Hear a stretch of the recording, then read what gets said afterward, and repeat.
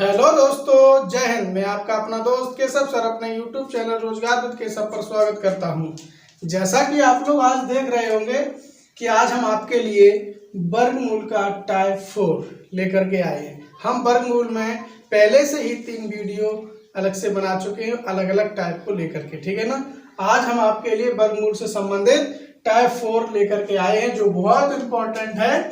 गुणा भाग आधारित वर्गमूल से प्रश्न, यानी कि वर्गमूल में वर्गमूल चैप्टर से ये टाइप है कि इस टाइप से यानी गुणा और भाग, इसका मतलब हुआ कि हम किस संख्या से कितनी संख्या का गुणा कर दें कि संख्या पूर्ण वर्ग बन जाए, या किस संख्या से भाग दे दें कि संख्या पूर्ण वर्ग बन जाए। यानी कि 2 आधार है, इसके 2 टाइप हैं कि किस संख्या से गुणा करने पर संख्या पूर्ण वर्ग बनेगी और किस संख्या से भाग देने पर संख्या पूर्ण वर्ग बनेगी। तो हम आज आपको इसके लिए एक सरल विधि बताएंगे जिससे आप बड़े ही आसानी से कम समय में यानी ऐसे सवालों का आंसर आप निकाल सकते हैं, ठीक है ना।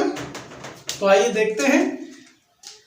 पहला सवाल है, पूर्ण वर्ग बनाने के लिए 21,600 को किस लघुत्तम संख्या से गुणा करना चाहिए। यानी कि ये जो संख्या है 21 है, किस संख्या से गुणा करें इसमें कि जो संख्या है वो पूर्ण वर्ग बन जाए। तो देखिए, हम आपको पहले ही आपको विधि बता दें, जब भी आपका वर्गमूल से, किससे, वर्गमूल हो या घनमूल हो, दोनों पे चल जाएगा, वर्गमूल हो या घनमूल हो, उसमें यह कह दिया जाए कि किस संख्या से गुणा किया जाए कि संख्या पूर्ण वर्ग बन जाए, या किस संख्या से भाग दिया जाए कि संख्या पूर्ण वर्ग बन जाए, ठीक है ना, या घन बन जाए। तो कुछ नहीं करना, उस संख्या को लेना है और उस संख्या को गुणनखंड विधि से काटना है, ठीक है ना। और गुणनखंड विधि से काटने पर फिर अगर पूर्ण वर्ग की बात करना है तो हम 2-2 के जोड़े बनाएंगे, और यदि घन की बात कर रहा है तो हम 3-3 के जोड़े बनाते हैं, ठीक है ना। जब हम जोड़े बनाएंगे तो जिस संख्या का जोड़ा नहीं बनता है, जिस संख्या का जोड़ा नहीं बनता है वही संख्या उस सवाल का आंसर कहलाती है। बस इतना आपको याद रखना है कि जो भी संख्या दी जा रही है उस संख्या को हम गुणनखंड विधि से काट लेंगे और फिर हम वर्ग में 2-2 के जोड़े, घन में 3-3 के जोड़े बना करके देखेंगे। जिस संख्या का जोड़ा नहीं बनेगा वही संख्या से गुणा करना पड़ता है और वही संख्या से भाग देना पड़ता है, ठीक है ना, और आपका आंसर आ जाएगा। जैसे कह रहा है कि पूर्ण वर्ग बनाने के लिए 21,600 में किस संख्या से यानी गुणा किया जाए। तो कुछ नहीं करना, यहाँ पर ये संख्या आप लिख लीजिए, ठीक है ना, और इसको काट लीजिए। तो कैसे काटेंगे, 2 एकम 2 यानी कि 1 में जाएगा तो 2 अट्ठे 16, फिर कटेगा 2 पंचे, फिर कटेगा 2 दूनी 4, 2 सत्ते 14, फिर कटेगा 2 एकम 2, 2 तिया 6, 2 पंचे 10, फिर 2 से कट जाएगा 2 छक 12, 2 सत्ते 14, 2 पंचे 10। अब आपका 3 से देखते हैं, 3 दूनी 6 और 3 दूनी 6, 1 बचेगा, 3 पंचे 15, ठीक है। अब 5 से काट लीजिए तो ये हो जाएगा 5 चौक 20, 2 बचेगा तो 55 25, ठीक है ना, 5 में 45 हो जाएगा, 3 से कट जाएगा, 3 तिरका 9 और 3 एकम 3। तो देखिए बच्चों, 1 जोड़ा 2 जोड़ा, ठीक है ना। अब आपका 5 का भी एक जोड़ा बन गया और एक इसका भी जोड़ा बन गया। तो किन संख्याओं, एक तो 2 संख्या छूट रही है और एक 3। मैंने अभी क्या बताया, जिस संख्या का जोड़ा नहीं बनता है वही संख्या यानी कि उसका आंसर होता है। तो किस संख्या का जोड़ा नहीं बना, एक तो 2 का नहीं बना और एक 3 का नहीं बना, तो 2 गुणा 3 कर दीजिए तो कितना आ जाएगा, 6। कितना आ जाएगा, 6। तो यानी कि अगर हम इस संख्या में 6 से गुणा कर दें, किससे कर दें, 6 से गुणा कर दें तो ये संख्या पूर्ण वर्ग बन जाएगी, ठीक है ना। तो यही इसकी ट्रिक होती है, यही इसका लगाने का तरीका होता है। जब आपसे किया जाए कि किस संख्या से गुणा किया जाए या किस संख्या से भाग दिया जाए, तो आपको क्या करना है, उस संख्या को काट लेना है। और पूर्ण वर्ग बनाने के 2-2 के जोड़े बन जाते हैं, और जिस संख्या का जोड़ा नहीं बनता है वही संख्या का गुणा किया जाता है या उसी संख्या से भाग देने पर हमारा आंसर आ जाता है, ठीक है ना। तो हम देख रहे हैं कि इन दोनों संख्याओं का जोड़ा नहीं बना, तो इनका गुणा कर देंगे। तो गुणा करने पर जो भी मान प्राप्त हुआ हमें, वही इस सवाल का आंसर हो जाएगा। बस इतना ही आपको सीखना है। आप कैसा भी सवाल आएगा आप बड़े आसानी से सवाल को लगा सकते हैं। ठीक है, दूसरा सवाल की ओर चलते हैं। कहता हुआ छोटी से छोटी संख्या बताओ जिससे 980 को गुणा करने पर यह पूर्ण वर्ग बन जाए। वही बात फिर आ गई। ठीक है ना, तो क्या करना है हमको, एक ही तरीका मैंने बताया कि संख्या लीजिए, इसको काट लीजिए। ठीक है ना, तो काटिए, 2 चौकू 8, 2 नून 18, फिर 2 दूनी 4, 2 चौकू 8, 2 पंचे 10। अब ये 2 से कटेगा नहीं, तो 3 से कटेगा, 3 नहीं कटेगा। चलो 5 से काट के देखते हैं। 5 चौको 20, 5 में 45, ये हो गया 7 49, 7 1 7। देख रहे हैं आप, ये बना और ये जोड़ा बन गया। किस संख्या का जोड़ा नहीं बना? 5 का। किसका नहीं बना? 5 का। तो जिसका जोड़ा नहीं बनता है वही संख्या हमारी आंसर कहलाती है। तो इस संख्या में 980 में अगर हम 5 का गुणा कर दें तो ये संख्या पूर्ण वर्ग बन जाएगी। क्या बन जाएगी? पूर्ण वर्ग बन जाएगी। ठीक है ना, तो इस तरीके से आप देख रहे हैं कितने कम समय में आप आंसर निकाल सकते हैं। ठीक है, नंबर 3 देखिए, मैंने 2 सवाल लिए हैं गुणा पर आधारित और 2 लिए हैं भाग पर आधारित। ठीक है ना, करने का तरीका है। अगला सवाल है 36 को किस संख्या से विभाजित किया जाए ताकि भागफल पूर्ण घन बन जाए। क्या कह रहा है? पूर्ण घन बन जाए।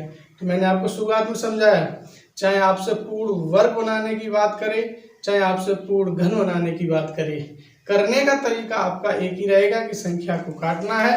वर्ग की बात कर रहा है तो आप 2 2 के जोड़े बनाएंगे, घन की बात कर रहा है तो 3 3 के जोड़े बनाएंगे। ठीक है, यहाँ पर कर रहा है बात घन की, किस संख्या से भाग दिया जाए कि भागफल पूर्ण घन बन जाए। ठीक है ना, तो 36 को आप लिखिए, काट लीजिए, 2 1 2, 2 8 16, फिर काट लीजिए, 2 18,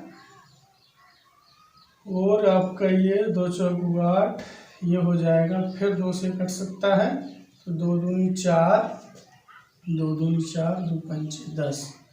ठीक है ना, अब ये कटेगा? नहीं कटेगा। तो 5 चौको 20 और 5 25। ठीक है, 5 45, तो 3 का 9, 3 1 3। ठीक है, तो यहाँ पर आप देख रहे हैं कि हमको क्या बनाना है? घन। क्या बनाना है? घन बनाना है। ठीक है, तो घन में क्या होता है? 3 3 के जोड़े, तो एक ये जोड़ा बन गया। अब आप देख रहे हैं 3 का जोड़ा कोई बन सकता है? नहीं बन सकता, एक भी 3 का जोड़ा नहीं है। तो इनका कर लीजिए आप गुणा, बस। ठीक है ना, आपका आंसर आ जाएगा। तो 2 पंचे 10, 10 पना 50, 3 तिरका 9, तो 9 पना 45, यानी कि 450। कितना आया बच्चों? 450। यानी कि जिन संख्या का जोड़ा नहीं बनता वही तो होता है। तो इन 3 संख्या का जोड़ा नहीं बना तो उनका गुणा कर लिया। तो इस संख्या से अगर हम इसमें, ठीक है ना, अगर हम 450 का इसमें भाग लगा दें तो इसका जो भागफल होगा वो पूर्ण घन होगा। कैसे? 0 से 0 कटा, और ये 45 8 होता है 360, और जो 8 होता है वो 2 का घन होता है। ठीक है ना, तो देखिए सवाल सत्यापित आपका हुआ कि नहीं हुआ। यानी कि सर 45 से भाग देंगे, इन 450 से भाग देंगे तो 8 बार जाएगा ना, तो 8 किसका? 2 का घन होता है। तो वो यही तो कह रहा है कि किस संख्या से भाग दें कि संख्या पूर्ण घन बन जाए।